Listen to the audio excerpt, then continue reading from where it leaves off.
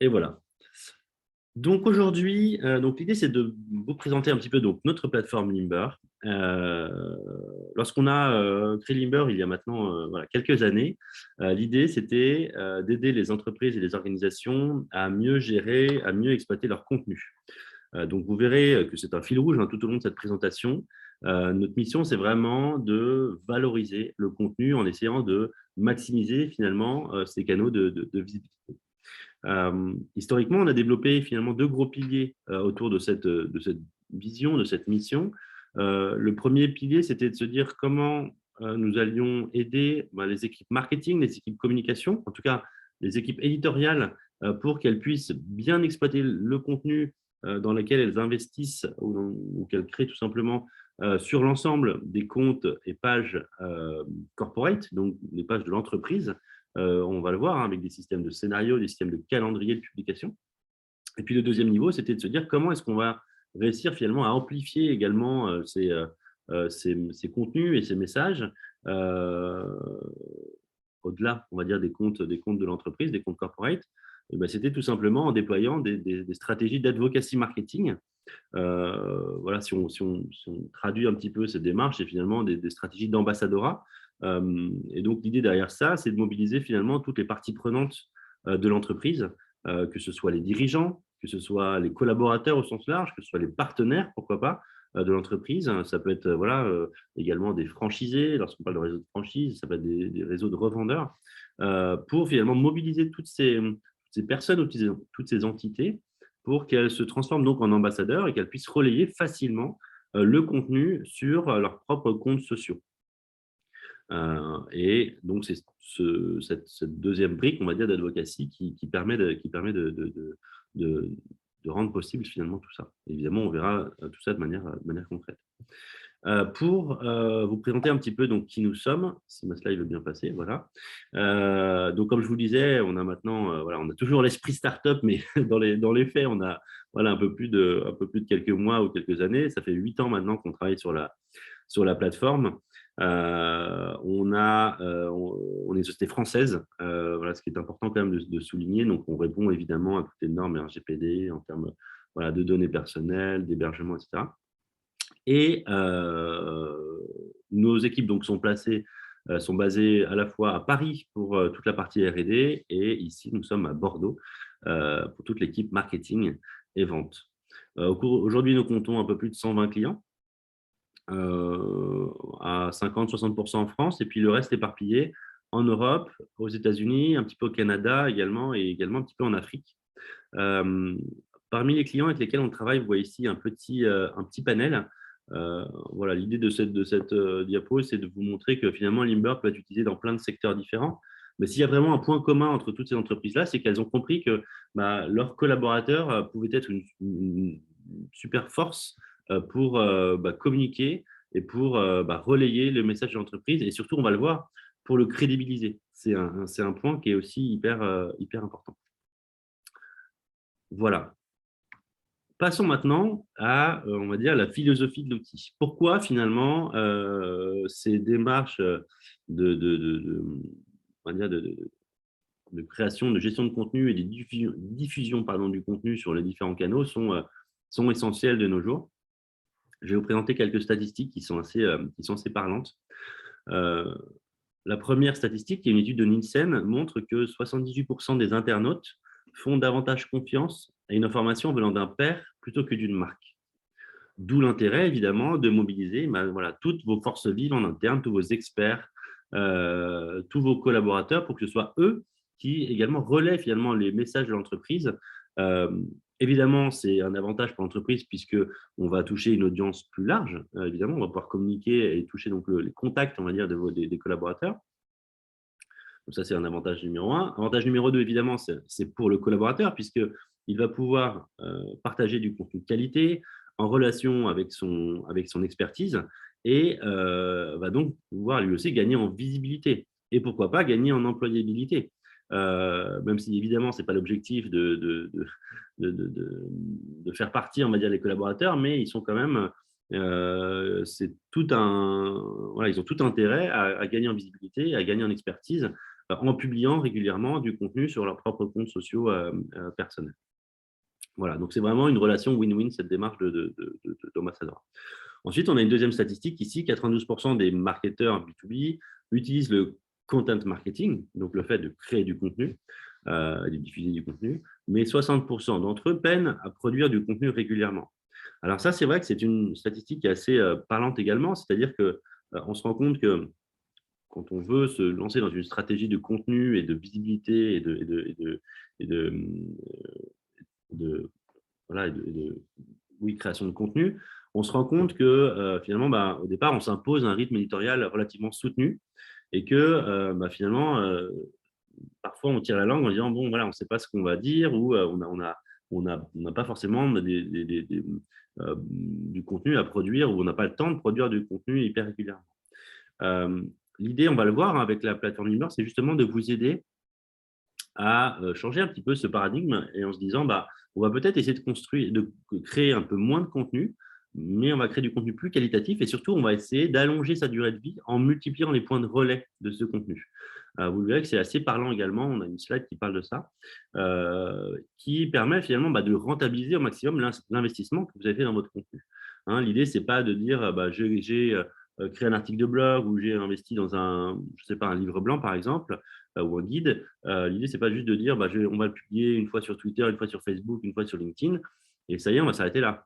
Non, ce serait vraiment de l'argent perdu. On va essayer de valoriser dans le temps la publication, mais évidemment, si on le fait de manière, on va dire, manuelle, ça peut prendre énormément de temps.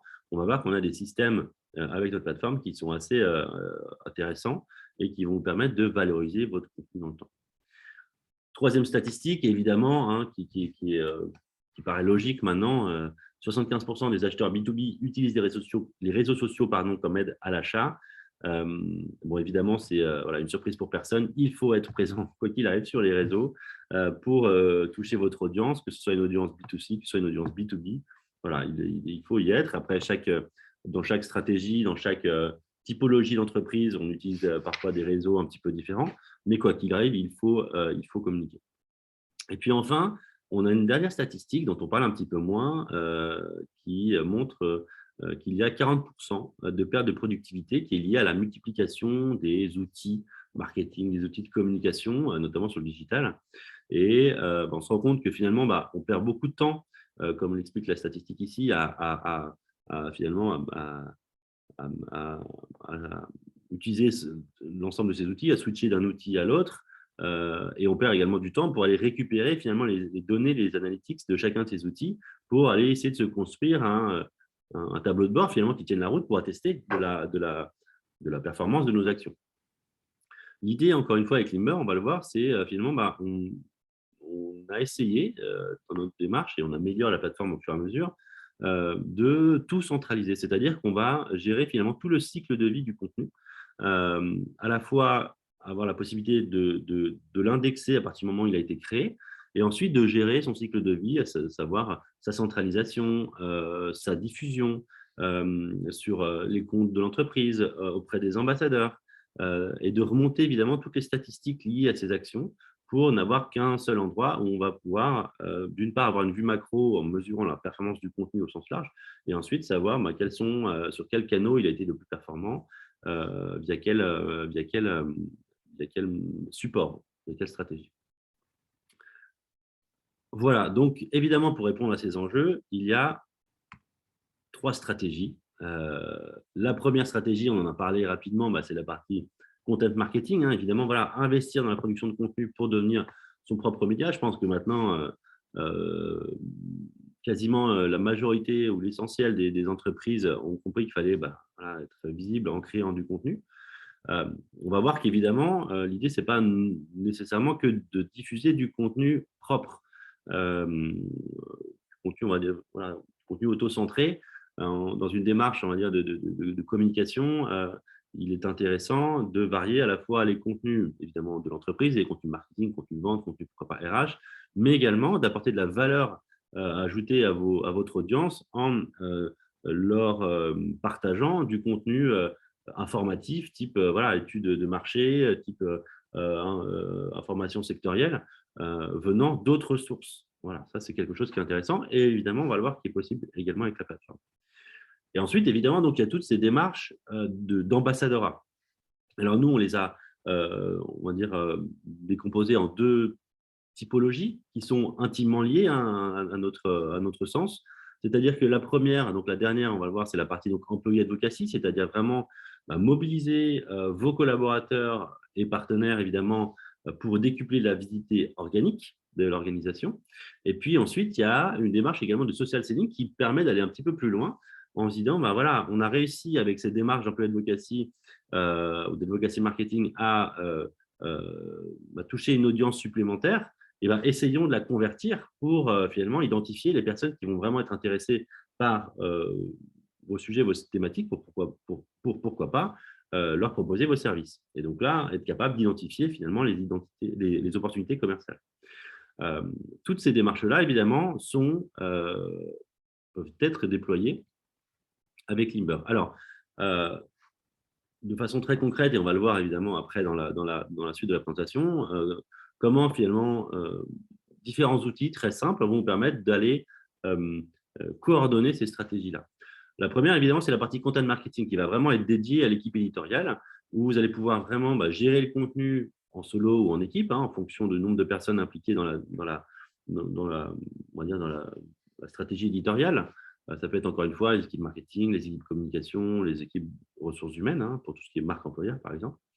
On a des outils, on va le voir, de veille et de curation.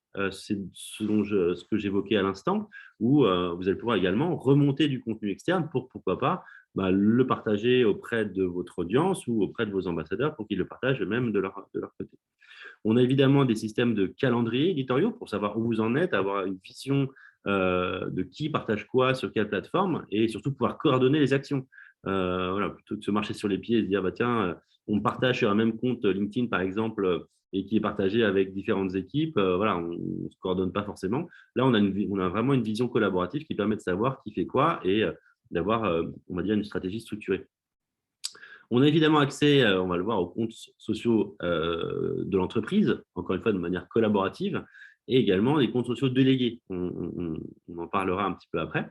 Et puis également la possibilité d'alimenter les ambassadeurs avec tout un tas de supports, des murs vous pouvez gérer, on va le voir, des murs de contenu, des newsletters. On peut également alimenter des signatures email des ambassadeurs. On verra évidemment ça de manière concrète juste après. Ensuite, sur les démarches, on va dire, d'employé advocacy et de social selling, et ben, tout simplement, l'idée, c'est de permettre aux ambassadeurs de repartager le contenu ou de partager le contenu de manière très, très simple sur leurs différents réseaux. On a souvent, et nos interlocuteurs au sein des entreprises, on dit souvent, oui, mais moi, mes collaborateurs se disent qu'ils sont déjà ils ont déjà plein de boulot à faire et qu'on on leur rajoute une tâche supplémentaire et qu'ils n'ont pas nécessairement le temps de le faire. Donc, l'idée, comme je vous le disais, c'est vraiment rendre la démarche la plus simple possible avec un clic, voire deux maximum, pour que la démarche soit faite et que voilà, on n'impose pas, entre guillemets, à l'ambassadeur voilà, de passer une heure ou deux à faire cette démarche-là. Et donc ça, comme c'est marqué ici, notamment sur la partie employé advocacy, c'est vraiment simplifier la démarche avec du contenu qui est déjà présélectionné, mis à leur disposition pour qu'ils puissent le partager sans se dire est-ce que j'ai le droit de le faire, qu'est-ce que je vais écrire. Vous allez voir que tout est déjà on dire pré-mâché pour eux. L'accès évidemment à ces contenus via tous les supports possibles, applications web, applications mobiles, encore une fois des murs de contenu, des newsletters automatisés. On va le voir, accès à des outils collaboratifs comme Teams, comme Slack par exemple, pour finalement rentrer au mieux dans l'habitude, on va dire, du collaborateur. On a également quelque chose qui est important, c'est ce qu'on appelle de la gamification au sein de la plateforme pour garder un certain engagement, on va dire, des collaborateurs dans cette démarche. On a créé un petit peu ce petit module parce qu'on s'est rendu compte qu'effectivement, avoir voilà, plein d'outils à disposition tels que Limber, enfin, un outil à disposition tel que Limber, c'est super, mais voilà, les collaborateurs ne vont pas forcément de leur propre chef aller sur un mur de contenu ou se dire ah bah tiens aujourd'hui j'ai rien partagé, je vais le faire. Donc on a des systèmes voilà de jeux de gamification qui permettent de faire des classements finalement de meilleurs ambassadeurs pour pourquoi pas les récompenser voilà, dans leur démarche. Évidemment, comme je disais, c'est peut-être une tâche un petit peu supplémentaire qu'on leur demande dans leur quotidien. Et voilà, l'idée, c'est de rendre ça un peu plus ludique et donc d'avoir des systèmes de classement, de récompenses pour leur permettre de jouer le jeu au quotidien, on va dire. Et puis, évidemment, on a un système de suivi de la performance pour avoir au niveau macro, savoir qui partage quoi sur quelle plateforme et quelles sont les statistiques finalement globales qu'on obtient avec cette démarche-là. Et puis, on peut rentrer dans des statistiques micro, évidemment, par contenu, par canal, par voilà, typologie de thématiques, etc. Et puis, on a évidemment donc, sur la partie social selling, le plus important, qui est vraiment la partie, ce qu'on appelle call to action, qu'on verra ensemble, où on va être capable d'y aller directement identifier finalement les contacts qui vont être intéressés par les messages que vous partagez ou que vos ambassadeurs partagent. Ça, c'est quelque chose qui est également voilà, hyper important, hyper intéressant, et sachant qu'on va se connecter également avec, encore une fois, on va essayer de se coller à vos habitudes, vous aussi, équipe éditoriale. Donc, on va pouvoir se connecter à de nombreux outils existants, que ce soit des CRM, que ce soit des outils d'email automation, et on va le voir également après en détail. Voilà, donc de façon concrète, comment ça se présente finalement dans la plateforme. Alors, on a 6 grosses briques qui permettent donc qui composent finalement cette plateforme. J'ai présenté un peu rapidement à l'instant tous ces éléments, mais je vais rentrer un petit peu en détail évidemment. On a donc la première brique qui est vraiment la partie centralisation, donc qui est vraiment dédiée à l'équipe éditoriale, où on va pouvoir directement permettre à cette équipe d'avoir une vision globale de tous les contenus dont vous disposez. J'en parlais un petit peu en introduction. L'idée, c'est de pouvoir valoriser les contenus dans lesquels vous investissez dans le temps, mais surtout, c'est de ne pas se dire de bien être au courant de tous les contenus qui sont créés à la fois par vous et pourquoi pas par d'autres équipes pour éviter d'aller recréer des contenus et de réinvestir dans du contenu qui est probablement déjà existant et qu'on peut réexploiter, qu'on peut recycler. Ça, c'est quelque chose aussi qui est important, dont on parle de plus en plus dans ces démarches de communication sur le digital. Donc, cette partie centralisation, elle fonctionne avec différentes sources. Enfin, cette librairie de contenu peut s'alimenter avec différentes sources. La première type de source, typologie de source, c'est évidemment toutes vos sources internes à l'entreprise. Donc, on va pouvoir connecter évidemment vos sites web, vos blogs, vos réseaux sociaux, vos pages type YouTube, type SlideShare si vous en avez, pour dès que quelqu'un de votre équipe ou vous-même allez publier quelque chose sur ces canaux-là, on va pouvoir les indexer et donc les centraliser et les rendre visibles ici dans cette interface. On a évidemment, j'en ai parlé également tout à l'heure, la possibilité donc de mettre en place des démarches de veille et de curation. Donc la curation, c'est le fait de pouvoir relayer du contenu externe, mais qui est toujours relatif à votre activité, qui va apporter une valeur ajoutée à votre audience. Cette démarche, elle fonctionne de 2 façons. Soit vous allez pouvoir connecter directement les médias, certains médias qui vont vous intéresser, Le Monde, Le Figaro, le JDN, l'Usine Nouvelle, l'Argus de la Science, etc. Et dès qu'un article va matcher avec vos mots-clés et vos thématiques, vous allez pouvoir créer donc des systèmes d'alerte. La plateforme vous envoie une notification en disant, voilà, j'ai cet article qui matche avec tel ou tel mot-clé. Qu'est-ce que j'en fais? Est-ce que je le partage sur les comptes sociaux de l'entreprise? Est-ce que je le mets à disposition des ambassadeurs, par exemple? Et on a également une deuxième brique, on va dire, de cette démarche de veille et de curation, c'est la possibilité de se connecter avec des outils existants qui sont évidemment dédiés, qui sont bien plus puissants que Limber, avec donc des systèmes de règles vraiment très, très précises, avec des typologies d'outils type des Google Alerts, des outils comme Mention, des outils comme Talkwalker, qui sont ce qu'on appelle du listening, qui permettent d'écouter les différents canaux, les différents réseaux. Qu'on va pouvoir directement donc connecter également à la plateforme. Et donc, encore une fois, toutes les alertes qui sont remontées par ces outils-là vont pouvoir être indexées ici dans la plateforme. Et puis enfin, évidemment, ce qui est quelque chose d'important, notamment quand vous investissez dans la création de contenu, c'est de pouvoir, encore une fois, on va dire les centraliser dans un seul et même endroit que vous pouvez faire avec Limber, donc notamment tout ce qui est vidéo, tout ce qui est PDF, ça peut être des guides, ça peut être des fiches produits, ça peut être des livres blancs, ça peut être évidemment des images, des infographies. Donc tout ça, encore une fois, vous allez pouvoir les héberger directement dans la plateforme pour pouvoir ensuite les dispatcher, les redistribuer sur l'ensemble des réseaux et des canaux à votre disposition. Et encore une fois, depuis cette interface et cette librairie de contenu, vous allez pouvoir à chaque fois mesurer et voir quand est-ce que le contenu a été partagé, sur quels canaux, combien de posts ont été faits, combien de clics ont été générés, etc. Dans le temps, évidemment, donc c'est en temps réel.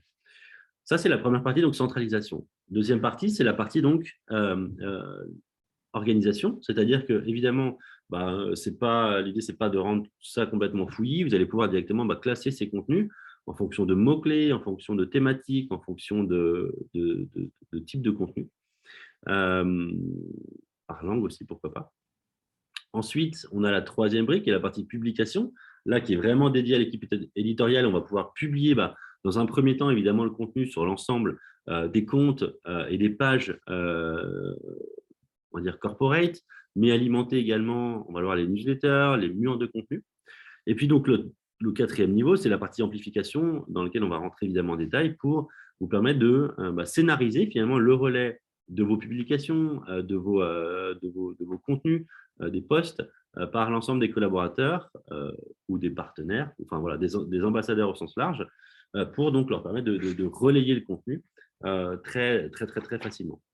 On a la partie conversion, j'en ai parlé, donc dans les démarches notamment de social selling, où on va pouvoir directement donc générer des opportunités commerciales en ajoutant des systèmes de call to action, on va le voir, sur l'ensemble, ou quasiment l'ensemble, on va dire, des contenus que vous partagez ou qui sont partagés par vos ambassadeurs. Et puis enfin, il y a la partie analyse, évidemment, qui permet de faire un petit peu de l'amélioration continue, c'est-à-dire que directement, vous allez pouvoir mesurer le ROI des actions que vous entreprenez, à la fois mesurer la performance donc, de vos contenus, des thématiques que vous abordez, des canaux de communication que vous utilisez, c'est-à-dire Twitter, Facebook, LinkedIn, etc. Et également mesurer la performance, entre guillemets, de vos ambassadeurs via ces systèmes de classement, donc de ce qu'on appelle de leaderboard chez nous, et de gamification pour identifier vos meilleurs ambassadeurs.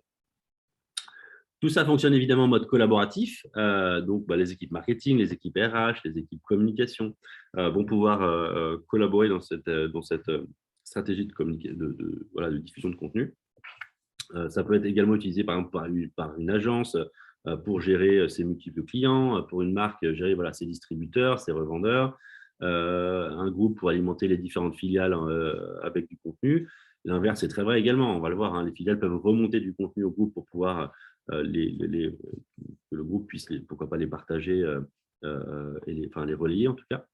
Et puis, on a également tout un tas de systèmes d'automatisation des tâches. On a dit évidemment que l'idée, c'était de simplifier la démarche auprès des ambassadeurs, mais également les équipes éditoriales ont également bien d'autres tâches à effectuer au quotidien.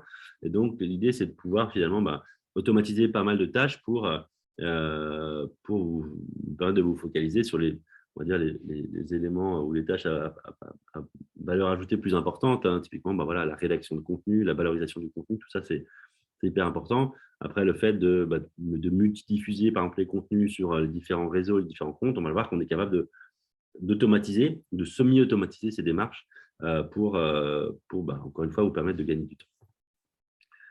Je parlais tout à l'heure du moteur sémantique qui est hyper important, qui va permettre d'une part de classer le contenu, mais ce moteur va vous permettre également d'aller valoriser le contenu dans le temps.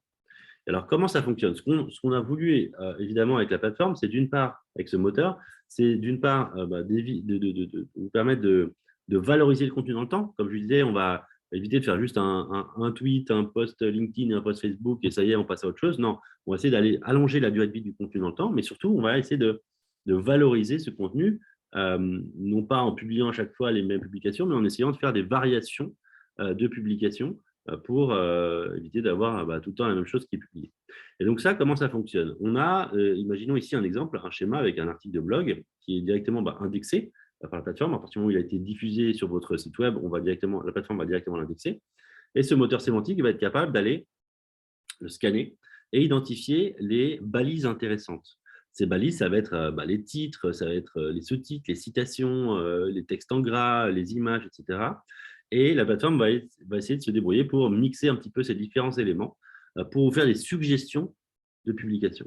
Donc, typiquement, on va se focaliser ici sur LinkedIn.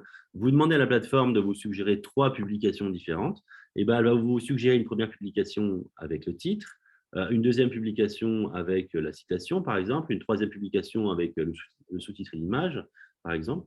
Euh, et ensuite, l'ensemble de ces publications qui sont différentes, vous allez pouvoir donc les étaler dans le temps en fonction de votre calendrier éditorial. Voilà, vous dites par exemple, bah, sur LinkedIn, je veux faire la promotion de ce contenu sur 3 mois, donc un post par mois, par exemple, et automatiquement, ces publications vont vous être suggérées et vont aller se plugger, se poser sur votre calendrier éditorial.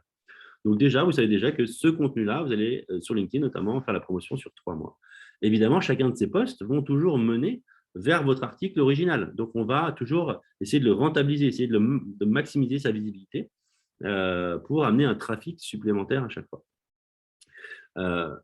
Ce qui est intéressant, c'est qu'évidemment, là, on voit une démarche, un schéma sur, on va dire, des comptes d'entreprise, mais on va pouvoir aller beaucoup plus loin en, par exemple, scénarisant le relais de ces publications sur d'autres comptes que les comptes entreprises. Typiquement, et on va le voir juste après, on va pouvoir dire, bah, tiens, on va faire un premier post sur le compte de l'entreprise, un deuxième post sur le compte du directeur général, un troisième post sur le compte du directeur marketing, un quatrième post sur le compte du salarié numéro 1, salarié numéro 2, salarié numéro 3, etc., etc. Et tout en évitant, évidemment, que tout le monde partage la même chose au même moment. Vous allez pouvoir donc gérer les prises de parole de chacun pour que tout le monde contribue finalement à valoriser le contenu, mais de manière intelligente, voilà, en évitant le partage de masse de contenu avec exactement le même typologie de poste. On est capable d'aller encore plus loin avec ces scénarios dont on parlera tout à l'heure, où on peut dire, bah voilà, on va faire une publication par exemple sur le compte du président et on va déjà scénariser que ce post-là va être liké 2 jours après ou 2 heures après par telle personne, il va être repartagé 2 jours après par une autre, etc., etc. Donc on est capable de créer des systèmes de scénarios qui vont se déclencher soit de manière manuelle, soit de manière automatisée, pour aller valoriser encore une fois le contenu sur tous les canaux possibles. Là, je parlais des réseaux sociaux, mais ça va être également des newsletters, ça va être également les signatures email, ça va être également des murs de contenu. On va le voir juste après.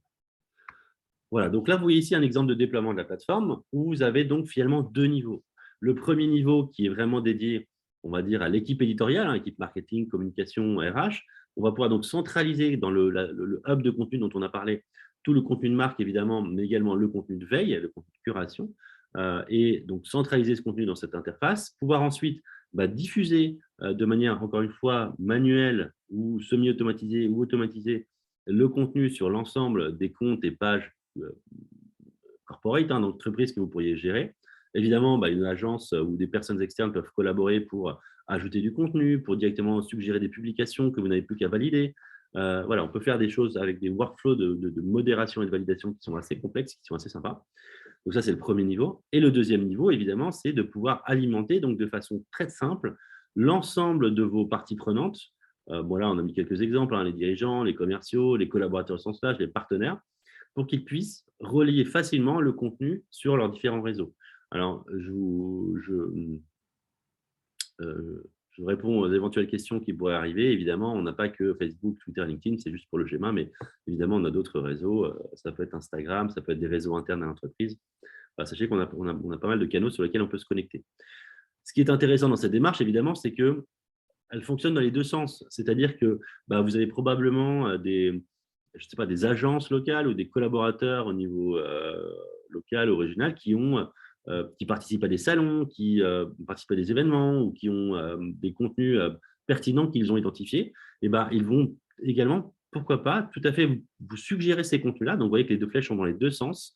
En un clic, soit avec, on va le voir, l'application web, l'application mobile, des outils comme Teams par exemple, pour vous permettre d'être au courant de la possibilité d'avoir ces nouveaux contenus et en un clic de pouvoir les valider pour les repartager au niveau de l'entreprise ou les mettre à disposition auprès des autres ambassadeurs notamment. Voilà. Et évidemment, cette démarche d'advocacy marketing, donc d'ambassadora, évidemment, on en parlait un petit peu en introduction avec les statistiques, mais avec ces deux vignettes, on enfonce encore un peu le clou en vous montrant qu'il y a finalement aussi 2 bénéfices qui sont hyper importants.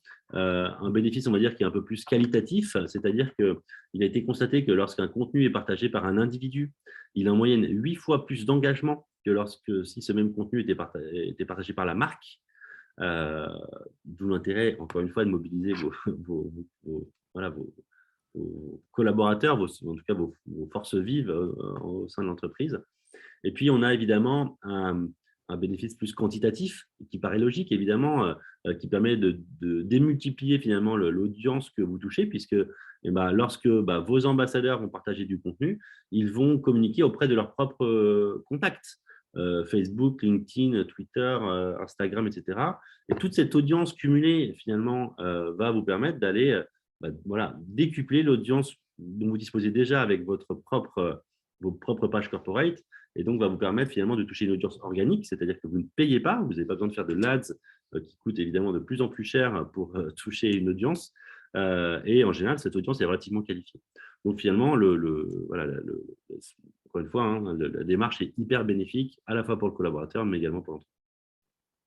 Donc cette partie ambassadora, advocacy marketing, comment elle fonctionne avec Limber? C'est un des sujets évidemment qui est hyper important. La première, c'est ce qu'on appelle la délégation des comptes sociaux. Donc, on va permettre aux ambassadeurs directement d'aller connecter leurs comptes sociaux à la plateforme. Hein. Ce qu'on veut absolument éviter, c'est l'absence de sécurisation. Donc là, en aucun cas, il y a un échange de login mot de passe. Voilà, vous, en tant que collaborateur, vous ne donnez pas votre login mot de passe à votre équipe éditoriale en disant tiens, voilà, je te donne mon compte LinkedIn, vas-y, tu peux publier ce que tu veux. On va pouvoir directement, le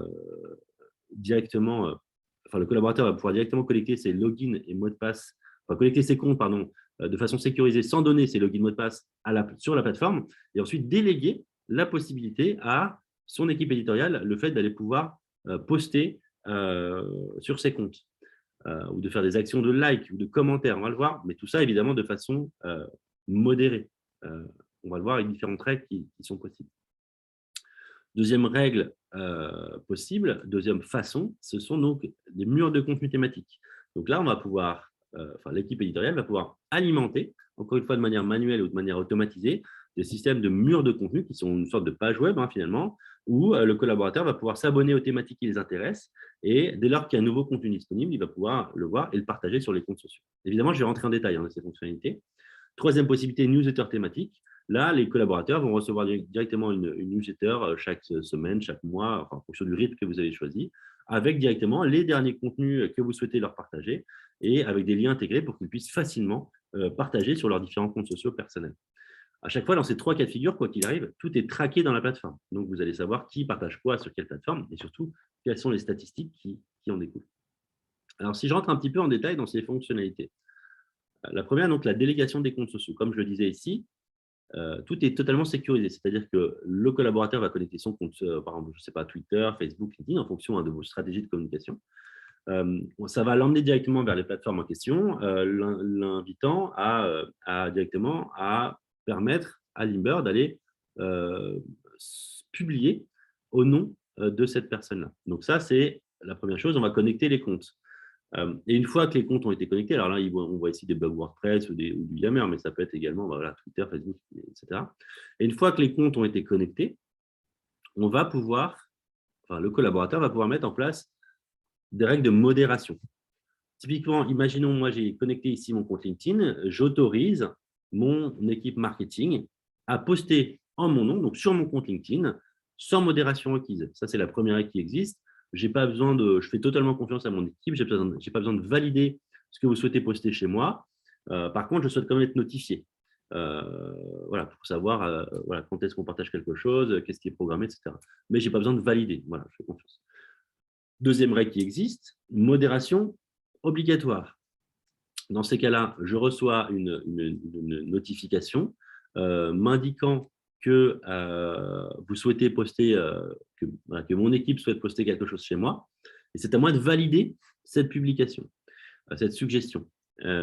Évidemment, si je ne fais rien, rien ne partira. Donc là, c'est totalement sécurisé, entre guillemets, c'est-à-dire que si je ne dis pas oui, rien ne partira sans mon accord. Et ensuite, là, il y a le troisième règle qui existe, c'est la modération automatique après 3 heures ou après 24 heures. Dans ces cas-là, je reçois une notification m'indiquant qu'on me suggère quelque chose, mais si je ne réagis pas après 3 heures ou après 24 heures, on considère que la publication est validée, et dans ces cas-là, elle sera programmée au moment prévu. Évidemment, ces 3 règles sont tout à fait modifiables dans le temps. Pour être évidemment, rien ne vous cacher, tout être transparent, très franc, l'essentiel, évidemment, ce qui paraît logique, hein, de nos clients utilisent la règle de modération obligatoire. Et donc, pour rentrer un petit peu plus en détail dans cette fonctionnalité, lors de la modération obligatoire, le collaborateur reçoit donc ce type de notification qui est évidemment à vos couleurs, hein. Là, en l'occurrence, on voit la notification email où là, on m'envoie, on me suggère une publication sur le compte Limber, que j'ai connecté. Et c'est Jérémy de mon équipe qui me soumet ce tweet. Je vois exactement le tweet, à quoi ressemble le tweet. Je vois à quel moment il est programmé. Et je peux, voilà, en un clic, dire OK, c'est bon, je valide la publication ou je la modifie, si je veux la personnaliser, évidemment, ou je la refuse. Voilà. Ce type de notification, comme on le voit ici, fonctionne donc par email, évidemment, également fonctionne avec push notif avec l'application mobile Limber, mais fonctionne également avec des outils comme Slack ou comme Teams. Et on y reviendra un petit peu plus tard. Donc ça, c'est la première possibilité. Et évidemment, dans ce cadre-là, comme vos collaborateurs vous autorisent finalement la possibilité que vous suggériez des publications ou des actions, on va être capable de mettre en place des systèmes de scénarios. Ici, vous voyez un scénario très simple que l'on met, nous, en œuvre chez Limber lorsque on a une nouvelle publication sur notre site web d'un webinar, typiquement un webinar dans lequel vous assistez, sur lequel vous assistez actuellement. L'idée, c'est que dès qu'on va publier la promotion de ce webinaire directement sur notre site web, notre plateforme va identifier qu'il y a un nouveau contenu publié. Et donc, nous, on a une règle qui permet de déclencher ce scénario. Le scénario montre ici que le webinaire il va être promu évidemment sur notre page LinkedIn Limber. Il va être également partagé sur notre compte Twitter et il va également être mis à disposition auprès de tous nos ambassadeurs sur un mur qui s'appelle Prochains événements. Mais on déclenche d'ores et déjà le fait que, une heure après, Elliot, qui nous a délégué également son compte LinkedIn, va liker ce post. 2 heures après, ça va être Antoine. 2 jours après, Elliot va repartager la publication originale sur son propre compte LinkedIn. Et tout ça avec les règles de modération qu'ils ont choisies. Donc, typiquement, pour Elliot ici, ça va lui envoyer une notification s'il avait une modération obligatoire en disant, voilà, est-ce que tu acceptes de liker cette publication ? Antoine, ça va être pareil. Elliot, pareil, il va recevoir la notification qui va lui indiquer est-ce qu'il accepte de relayer le post. Voilà, pareil sur Twitter.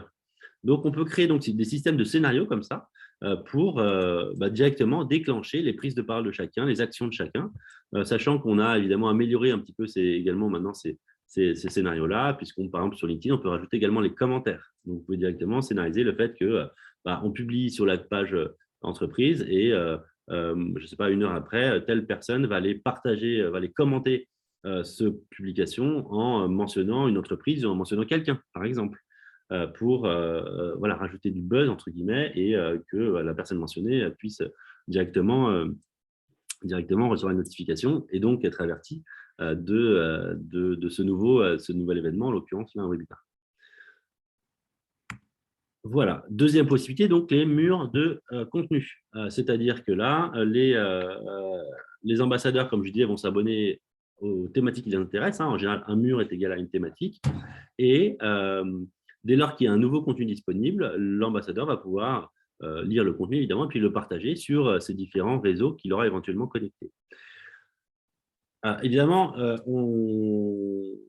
si on attend que, comme je disais un peu tout à l'heure, si on attend que l'ambassadeur aille sur le mur pour aller identifier les nouveaux contenus, ça peut marcher très bien au début, mais au fur et à mesure, le soufflet va retomber. C'est pour ça qu'on peut activer des systèmes de notification, encore une fois. C'est-à-dire qu'on peut mettre 3 types de notifications. C'est-à-dire que, typiquement, dès qu'il y a un nouveau contenu qui arrive sur un mur, on va envoyer une notification à tous les abonnés du mur en disant « Tiens, ce nouveau contenu qui est arrivé, va le lire et partage-le sur tes réseaux. » Ça, c'est la première règle. Donc, une notification unitaire. Il y a un nouveau contenu publié. Hop, on envoie une notification à tout le monde. Encore une fois, que ce soit par mail, que ce soit en push notif application mobile, que ce soit sur Slack ou sur Teams. Deuxième règle qui existe, si on publie beaucoup de contenu au quotidien, effectivement, les notifications unitaires, ça peut devenir un peu spammy et l'ambassadeur, on va voir peut-être, ça peut être un peu contre-productif et l'ambassadeur va dire attends, mais je reçois des notifications constamment, c'est un peu embêtant. Donc là, on peut activer un résumé quotidien, c'est-à-dire que là, une fois par jour, l'ambassadeur reçoit juste un résumé de tous les derniers contenus mis à sa disposition pour qu'il puisse facilement être au courant des derniers contenus mis à sa disposition et qu'il puisse également les partager sur ces différents réseaux. Et si jamais il y a vraiment trop de contenu, dans ces cas-là, on peut activer un résumé hebdomadaire, donc qui est envoyé tous les vendredis à 10h avec, encore une fois, tous les derniers contenus mis à disposition auprès de l'ambassadeur, mais sur les 7 derniers jours. Voilà. Et comme je disais, donc ce mur peut être accessible via l'application WebLimber. Ça peut être hébergé sur votre site web, sur un intranet si vous en avez un. Ça peut être visible évidemment depuis l'application mobile Limber. Vous voyez qu'ici, on a accès directement aux différents murs. Et ça peut être accessible donc également via des outils comme Teams, par exemple, où directement l'ambassadeur a accès à ces murs et peut facilement partager ses contenus sur ces différents murs. On peut, dans ce cadre-là, également intégrer ce qu'on appelle le single sign-on, c'est-à-dire que l'ambassadeur utilise ses mots de passe Microsoft habituels, donc il n'a pas à gérer un énième login et mot de passe. Là, directement, tout est géré, tout est intégré ici. Dans Teams également, je parlais donc sur la partie délégation des comptes sociaux. On voit ici typiquement un exemple où on a un de nos clients qui a fait un post corporate, alors c'est un de nos clients aux États-Unis, et on scénarise le fait déjà que Marco, ici, qui est un des consultants de cette entreprise, va repartager cette publication, que ce soit la plateforme ou l'équipe éditoriale déjà a rajouté un commentaire d'accompagnement de ce repartage. Et le collaborateur n'a plus qu'à dire « Ok, ça va, je valide » ou « Je modifie si besoin » pour personnaliser un petit peu plus le texte là, ou « Je refuse ». Voilà. Et encore une fois, l'équipe éditoriale, dans son calendrier, voit quels sont les postes qui ont été validés, ceux qui sont en attente de validation, ceux qui ont été refusés. L'ambassadeur peut même expliquer pourquoi il refuse la publication. Il peut rajouter un commentaire qui est envoyé à la personne qui a créé le poste en disant « Voilà, non, moi je préfère communiquer sur ce type de sujet ou c'est pas trop ma tasse de thé, c'est pas trop ma ligne éditoriale, je préfère qu'on parle de ça, ça, ça, etc. » Donc, ça permet également d'affiner finalement la stratégie de communication. Et encore une fois, dans une idée, dans une démarche d'amélioration continue. C'est toujours un petit peu l'idée.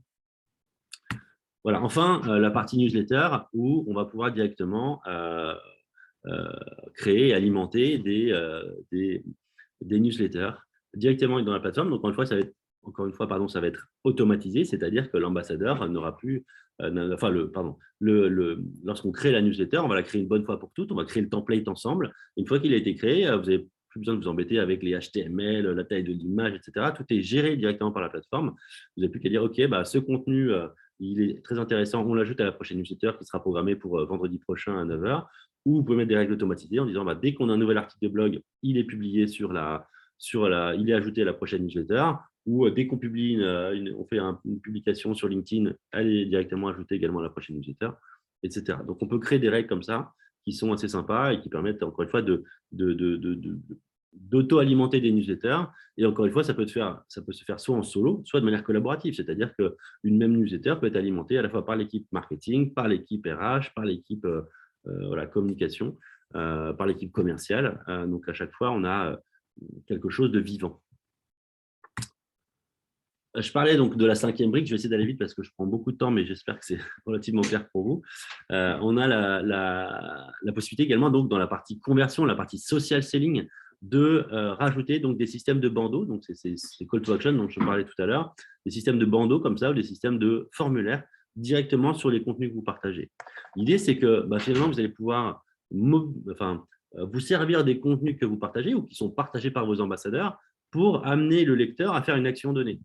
Ça peut être, ici un bandeau en disant, découvrez Limber, on va le voir à l'exemple juste après, mais découvrez Limber, suivez-nous sur les réseaux, par exemple, ou vous souhaitez avoir un audit sur le ROI de votre stratégie de contenu, remplissez le formulaire et on vous rappelle. Voilà. Ce qui est intéressant, c'est là où il y a une grosse valeur ajoutée, c'est que ces call to action-là, vous allez pouvoir les mettre sur des contenus externes. Donc, vous voyez un exemple ici. Par exemple, nous, on s'est servi ici d'un article de CB News qui traitait d'un de nos sujets en disant, voilà, cette thématique vous intéresse, et ben, découvrez Limber. Allez, venez tester Limber directement et on emmène vers notre site web. Et on peut créer plein de typologies de call to action comme ça. On a voilà, nos clients qui par région, qui voulaient enrichir son nombre d'abonnés newsletter. Et donc là, typiquement, on a ce type de call to action. On a également un call to action qui est très sympa, qui est dynamique, c'est-à-dire qu'on va pouvoir directement aller chercher de manière dynamique les informations de la personne qui partage le contenu. Ici, on voit un exemple avec Capifrance pour vous parler de manière très concrète. Capifrance, c'est un réseau d'agents immobiliers indépendants. Ils sont à peu près 2000 en France. Et ce qui est intéressant, c'est que là, la maison mère de Capifrance met un contenu à disposition de l'ensemble des 2000 personnes. Et en fonction de qui partage le contenu, on va être capable d'aller identifier donc la personne et donc d'aller remonter de manière dynamique sur ce call to action, une sorte de carte de visite digitale, on va dire, où on va aller chercher la photo, pourquoi pas, de la personne, son nom, son prénom, le lien vers son microsite, ses réseaux sociaux. Et ça permet de valoriser finalement l'ambassadeur qui partage le contenu. Ça peut marcher avec les réseaux de franchise, par exemple. On a aussi comme client voilà, Caisse d'épargne qui utilise ces typologies de call to action pour valoriser les chargés d'affaires entreprises. Voilà, on peut valoriser tout un tas de, je sais pas, par exemple des concessions automobiles. On va chercher directement l'adresse, les coordonnées soit du vendeur, soit directement de la concession. Voilà, tous les vendeurs d'une même concession vont pouvoir afficher que lorsqu'ils partagent du contenu, c'est directement cette petite carte de visite. Donc voilà, ce sont des choses qui sont assez sympas, qui sont dynamiques et surtout on ne demande absolument pas aux collaborateurs de le faire. Tout est géré de manière centralisée. Évidemment, ces call to action, on les travaille ensemble. Hein. C'est à vous voilà, on a un web designer qui vous permet, vous avez carte blanche et vous pouvez faire ce que vous voulez. Juste les données dynamiques, on les place au bon endroit et ensuite ça va directement aller les chercher. Comme dans un envoi d'email où on dit bonjour first name, là c'est exactement la même chose. On a exactement la même chose en ce qui concerne des call to action type formulaire. C'est-à-dire que là, typiquement, vous pouvez mettre sur un article un formulaire en disant inscrivez-vous à notre prochain salon, prochain petit déjeuner, prochaine réunion, être rappelé par un commercial, être rappelé par un expert si vous voulez en savoir plus. Sachant que ce qui est intéressant, c'est que, évidemment, si M. Dupont ici remplit le formulaire, on va savoir que M. Dupont, il est arrivé grâce à la publication LinkedIn ou à la publication Twitter de tel ambassadeur chez vous. Donc, on va faire le lien entre le contact qui a été généré et l'ambassadeur qui a partagé le contenu. Et on va pouvoir donc, pourquoi pas, le récompenser dans les démarches de gamification. En disant, tiens, grâce à toi, on a généré 3 nouveaux candidats, par exemple, lorsqu'on parle de recrutement et de cooptation, par exemple. Et pourquoi pas, si les candidats sont in fine recrutés, on saura que c'est grâce au compte LinkedIn de telle personne, de tel collaborateur qu'on a généré ces 3 nouveaux candidats. Et donc, pourquoi pas récompenser ce fameux collaborateur. Évidemment, on se connecte à plein d'outils existants, j'en ai parlé tout à l'heure, hein, que ce soit vos CRM, Salesforce, Dynamics, que ce soit les outils d'email automation, Marketo, HubSpot, Mailchimp, Mautic, Webmécanique, etc., etc. Les signatures email, évidemment, c'est aussi un canal de visibilité qui est hyper intéressant. Je ne sais pas si ça vous est arrivé de demander à vos collaborateurs de rajouter une image ou de rajouter peut-être un lien dans leur signature. Parfois, ce n'est pas forcément pratique ou ils ne savent pas trop comment s'y prendre. Donc, on se retrouve avec des signatures un peu bizarroïdes. L'idée, c'est que là, tout est centralisé, encore une fois, avec Limber. Et en un clic, vous allez pouvoir mettre à jour les signatures de l'ensemble de vos ambassadeurs. Ça marche de manière dynamique. Donc, vous pouvez mettre un message sous les signatures email des commerciaux, un autre message sous la signature du COMEX, un autre message sous la signature, je ne sais pas, de tel ou tel groupe de collaborateurs. Ça peut être par langue, ça peut être par région, etc. Et ça peut être, encore une fois, de manière dynamique. C'est-à-dire que là, ici, vous voyez que sur la signature, par exemple, de Jérémy, on a mis la promotion de notre dernier livre blanc. Mais on peut dire, tiens, voilà, sous les signatures email de tous les collaborateurs, on fait la promotion à chaque fois du dernier article de blog. Donc, dès que vous avez publié un nouvel article, hop, automatiquement, celui-ci est promu par l'ensemble des collaborateurs. Ils n'ont rien à faire, ça se met à jour automatiquement. Voilà. Donc, ça, c'est un autre moyen également de pouvoir valoriser le contenu.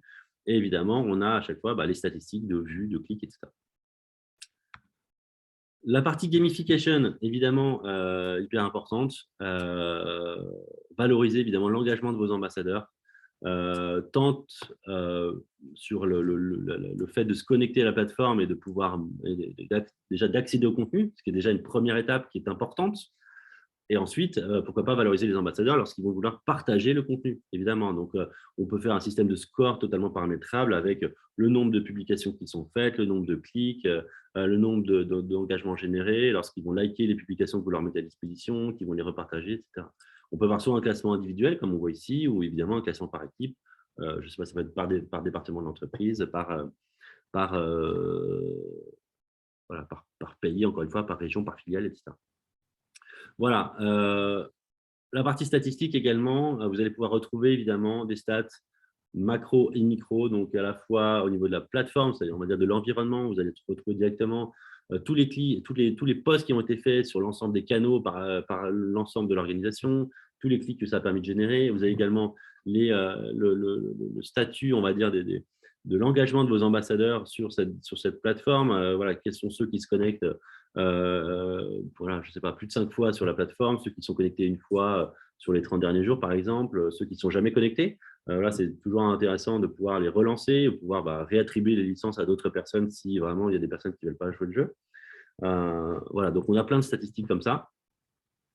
La possibilité de segmenter, évidemment, on va dire la plateforme en différentes entités avec des référents communication sur l'ensemble de vos régions pour animer, pourquoi pas, un pool d'ambassadeurs locaux. Tout ça, c'est évidemment possible avec la plateforme. Des workflows de validation, je vais très vite là-dessus. Lorsque vous avez de la communication réglementaire, ça doit passer par un service juridique, un service médical quand on travaille dans la santé, par exemple. Voilà, tout ça est évidemment totalement possible avec les systèmes de notification, que ce soit par email, que ce soit en push notif, pour éviter d'attendre que telle ou telle personne lise le mail qu'on lui a envoyé et valide directement, me fasse d'autres propositions, etc. Tout ça est géré directement dans la plateforme. Et puis enfin, évidemment, on a des systèmes de rapports email, notamment mensuels. Là, ici, ce sont ceux de l'admin, des équipes admin, avec à chaque fois l'activité globale, l'activité des collaborateurs, les meilleurs contenus qui ont été partagés, etc. Voilà, je suis désolé, il est 25, j'ai pris beaucoup de temps. Est-ce que tout ça vous paraît clair? Et est-ce que vous avez la moindre question? N'hésitez pas à me solliciter. En attendant que vous puissiez vous poser vos questions. Alors, j'ai déjà une première question qui est arrivée de Brian. Comment faites-vous pour que les réseaux jugent ces publications comme des publications organiques et non pas comme des publications automatisées via une plateforme? Alors, c'est une très bonne question. Donc, en fait, nous, on est partenaire marketing LinkedIn notamment et Facebook également. Donc, on a accès à des systèmes d'API qui permettent directement ce genre de démarche. Donc, effectivement, lorsque vous faites une publication sur le compte d'un de vos ambassadeurs, c'est vraiment considéré comme lui qui partage le contenu. Voilà, ce n'est pas l'entreprise qui le fait, c'est vraiment au nom du collaborateur. Voilà, je pourrais vous montrer évidemment, Brian, plus en détail si vous le souhaitez, la démarche, mais sachez que ça fonctionne de cette manière-là. D'ailleurs, je peux tout simplement, c'est ce que je vais faire maintenant, vous montrer, il nous reste quelques minutes, je peux vous montrer comment cela fonctionne directement dans la plateforme en tant qu'ambassadeur. Donc là, si vous voulez, je vais me mettre en mode ce qu'on appelle advocate ici avec la plateforme Limber. Et j'ai accès ici, donc moi je suis advocate chez un de nos clients ce qu'on appelle Ramsay Santé, qui est le leader européen des établissements de santé privés, donc à la fois cliniques, hôpitaux. Et on voit ici que moi, en tant qu'ambassadeur, j'ai accès ici à différents murs. Donc là, j'ai une vue qui s'appelle tous les murs, j'ai équipe, innovation, etc. Et j'ai la possibilité donc directement d'avoir accès au contenu que me met à disposition donc l'équipe éditoriale. Si je clique ici, par exemple, sur équipe, vous allez voir que j'ai accès directement aux contenus qui me sont mis à disposition. Ça peut être soit des contenus de l'entreprise, on voit ici des communiqués de presse, on voit ici des articles du blog. Ça peut être également des articles de veille, France TV Info ici, Le Républicain, voilà, clinique du sport. Voilà. Ça peut être également des posts sociaux. Ici, vous voyez que j'ai accès directement à une publication LinkedIn et je peux d'ores et déjà ici liker, commenter ou partager la publication. Donc, moi, j'ai par exemple… alors, ouais, il faut que je réactive mon canal, mais je vais vous montrer juste après. Je peux directement, en tant qu'ambassadeur, liker, commenter, partager ou directement partager telle ou telle publication. Vous voyez ici le nombre de points que ça peut m'attribuer. Alors, je vais reconnecter du coup mon compte LinkedIn. Ça me permet de vous montrer finalement le fonctionnement très simple de cette plateforme pour les ambassadeurs. Dès lors qu'ils reçoivent une invitation les invitant à se connecter à la plateforme, ils sont invités à connecter leurs canaux. Donc, vous voyez ici tous les canaux auxquels que je peux connecter. Ça peut être évidemment, voilà, sur LinkedIn, ça peut être des pages et des comptes, des comptes et des pages. Sur Facebook, ça peut être des comptes, des pages, des groupes.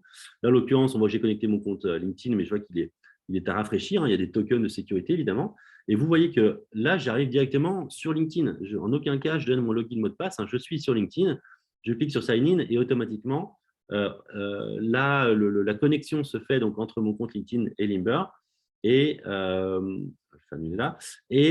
directement, je vais pouvoir publier du contenu donc, sur ce compte-là.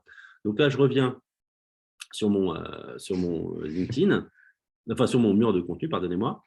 Et là, alors je vais reprendre, on va dire, un article. Donc, soit, comme je le disais, je peux directement interagir, on va dire, sur la publication. Alors, je la retrouve, la publication LinkedIn. Où est-ce qu'elle est ? Pam, pam, pam. Elle est là, voilà. Alors, j'avais déjà liké. Donc là, je vais, par exemple, éventuellement décider de la partager. Donc là, je peux directement la repartager. Vous voyez que j'ai déjà directement des suggestions. Là, en l'occurrence, la suggestion a déjà été préécrite par l'équipe éditoriale. J'ai éventuellement des hashtags qui me sont proposés. Alors, je vais dire, voilà, merci. Alors, je n'ai pas lu l'article, puis ce n'est pas du tout mon domaine de prédilection. Merci pour cette formation. Voilà. Et donc, je peux directement le partager, on va dire, ce commentaire, enfin, ce repartage de publication directement, ou je peux le programmer dans le temps. Évidemment, là, je vais dire, je peux le programmer pour le 15, voilà, 10h28. Je clique sur valider et automatiquement, ce sera programmé pour cette date-là. Donc là, je clique ici sur partager. Et voilà. Donc là, mon partage sera donc programmé pour ce moment-là.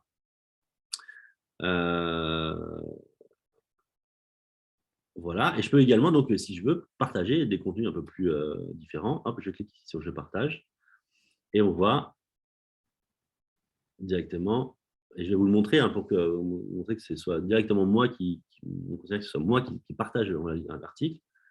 Je vais partager en l'occurrence là, on va faire sur mes deux. Hop, je sais que c'est mes deux comptes.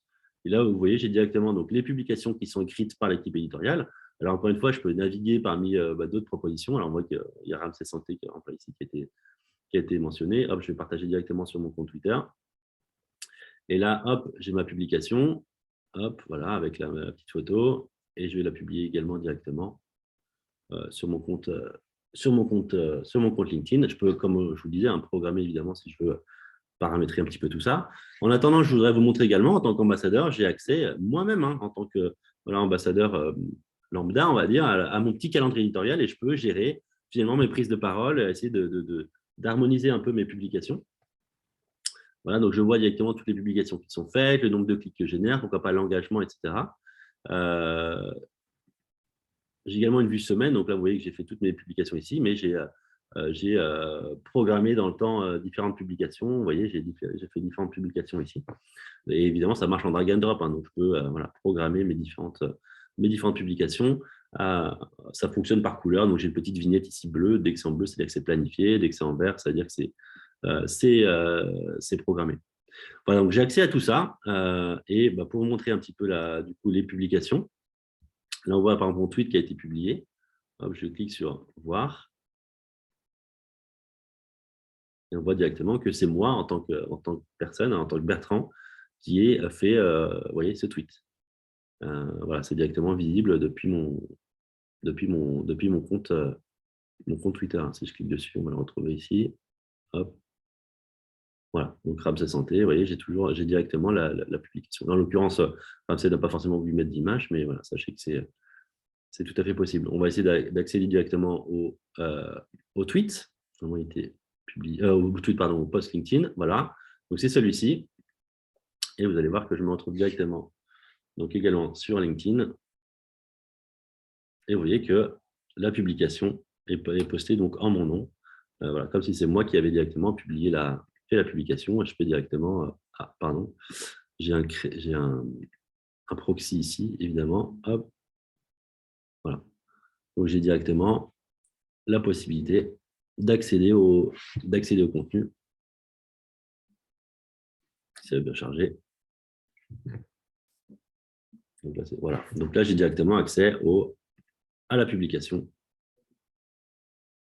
qui est publiée. Voilà, alors je suis désolé, j'ai un petit peu dépassé dans le temps. Est-ce que vous avez des questions? Est-ce que ça vous paraît clair? Dites-moi tout.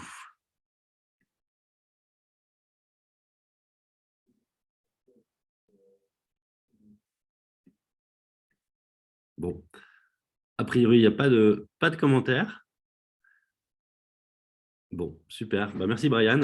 Merci à tous de vous être connectés aussi nombreux et d'être restés jusqu'à la fin. Je vous souhaite une très bonne journée. Évidemment, vous recevrez la présentation et le lien de la vidéo par email.